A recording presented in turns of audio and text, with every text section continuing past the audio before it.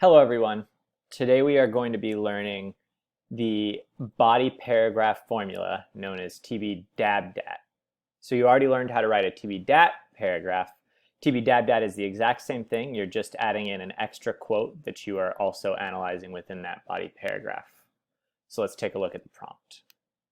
It's the same prompt that we wrote that second introductory paragraph for, where you compared the road to any other piece of post-apocalyptic media.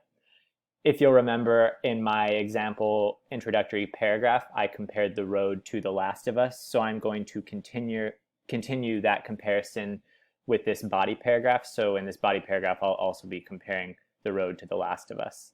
Now, I'm just going to focus on one of these main components that I can compare these two pieces of media with. And today, in this body paragraph, I'm going to be focusing on main protagonists. Are they or aren't they reflections of our current society? Are they morally pure or morally gray? And I'm going to be looking at the two main protagonists in The Last of Us and The Road and comparing them. Now, again, we're following the TBDABDAT formula, which is topic sentence followed by a background sentence where you introduce a quote, which is your detail. You then analyze that quote. Now you create an additional background sentence. You bring in one more quote, this time probably from that second source of media. And then you analyze that quote, and then you tie it all back together. So your first quote should probably come from The Road, and then your second quote, your second detail, should come from that second source of media that you're comparing to The Road.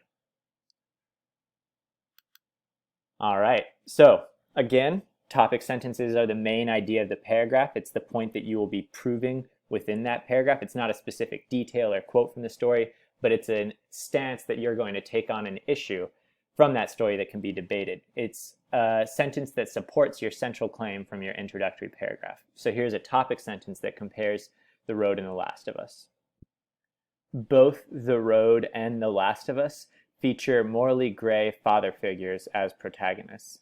But the father figure from The Road, known only as the man, is more conscientious of the moral implications of the life lessons that he imparts toward his son than Joel is of the lessons that he teaches his adopted daughter Ellie in The Last of Us.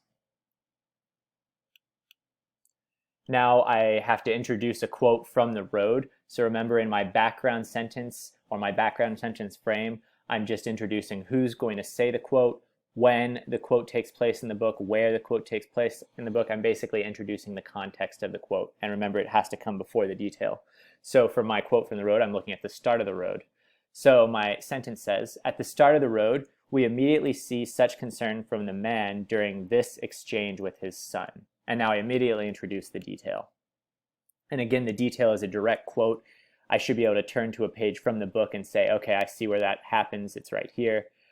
Here's the detail that I'm using that supports my topic sentence. Just remember that the things you put in your head are there forever. You might want to think about that. You forget some things, don't you?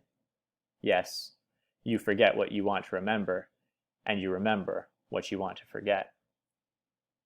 Now, I need to analyze that quote and talk about what that quote means and how it supports that topic sentence. So again, your analysis should explain the significance of the quote or the detail. You should tell me what the quote actually means and what the quote shows in relation to your topic sentence, which also supports your central claim. So here's my analysis of that quote, that exchange between the father and the son. The man understands we cannot control what we remember, suggesting that memory has a life all its own. The son, having just seen a decayed corpse, seeks reassurance from his father that he won't remember everything he sees. The man's answer, while grimly ironic, is suitably appropriate for such a violent and desolate world. Now, I need to introduce a new quote, a quote from The Last of Us, that I can use in comparison to this quote that I just selected from The Road. So again, the quote is going to be introduced with a background sentence, and my background sentence really should sort of transition from The Road to The Last of Us and create that comparison. So my background sentence states, Joel, on the other hand, cares less about guiding Ellie's moral development, seeking only to keep her alive after already losing his biological daughter. After Ellie bears witness to Joel murdering countless people on her behalf, Joel states, and then I give the direct detail from The Last of Us. This is a quote directly from The Last of Us 1. So remember, the detail is a direct quote. So Joel states, "I've struggled a long time with surviving, but no matter what, you have to find something to fight for." Now I need to analyze Joel's quote in comparison to the quote from the man in the road. And I need to talk about how the quote from Joel is somehow in support of my topic sentence. So I write that Joel is purely concerned with Ellie's survival, and he subsequently guides her down a path where she engages far more personally with violence herself, where the man is so concerned with protecting his son's memories that he actually preserves some of his son's remaining innocence. So in my analysis, I compared Joel and the man, and I found that the man is actually favorable in the lessons that he teaches the boy compared to Joel and the lessons that he teaches Ellie. Now that I've analyzed two sentences, I tie them both back to my topic sentence. So remember, your tieback connects both the details, I should just add this in here, connects the details and the analysis back to the topic sentence. So basically, how did these two quotes prove the main point that you're proving in your topic sentence? So my tieback sentence is, "At the end of the road, the son appears less emotionally traumatized than Ellie, who, in The Last of Us 2, eventually becomes far more violent than even Joel himself."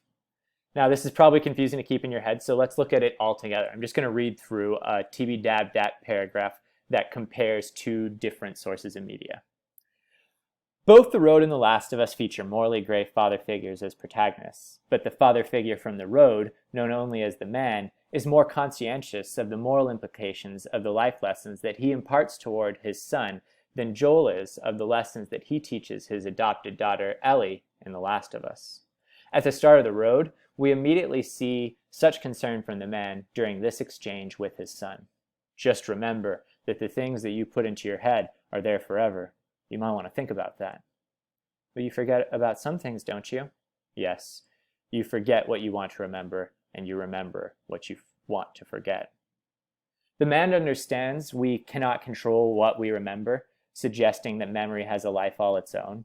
The son, having just seen a decayed corpse, seeks reassurance from his father that he won't remember everything he sees. The man's answer, while grimly ironic, is suitably appropriate for such a violent and desolate world. Joel, on the other hand, cares less about guiding Ellie's moral development, seeking only to keep her alive after already losing his biological daughter. After Ellie bears witness to Joel murdering countless people on her behalf, Joel states, "I've struggled a long time with surviving, but no matter what, you have to find something to fight for."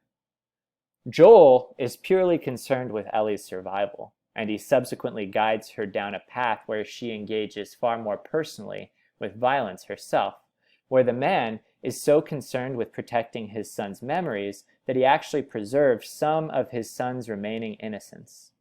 At the end of the road, the son appears less emotionally traumatized than Ellie, who, in The Last of Us 2, eventually becomes far more violent than even Joel himself. So my TBDABDAT paragraph is essentially a comparison of the father figure known as the man from The Road to Joel from The Last of Us. And I compare how they treat their children, how they raise their children or childlike figures. And in this treatment, in my analysis, I find the man from The Road to be the superior father figure because he cares more about the life lessons that he's actually imparting to his son. So what I did is I compared two quotes, one from The Road and one from The Last of Us, and I used those quotes to illustrate my point. That's exactly what you're going to do when you write this body paragraph. You're going to compare a quote from The Road and a quote from some other piece of post-apocalyptic media, and you're going to talk about how they compare in some specific fashion in one of the categories listed in that opening slide. All right, and even though we aren't writing concluding paragraphs this week, I just want to remind you that your concluding paragraph should be very short. I like it to be about 3 sentences long. Your first sentence will be a central claim reminder where you restate your central claim from your introductory paragraph using all new language. Then you summarize the main takeaways from your 3 body paragraphs. And then your final sentence is that societal connection Why do we read this book? Why is The Road so central to the literary movement of the 20th century? Why is Cormac McCarthy so lauded as a writer? Basically, why does this book matter? Okay, I know there was a lot going on in this lecture, so you may need to pause the video in chunks as you write the different elements of your TBDABDAT paragraph, so please use the video as you see fit. Have a lovely day.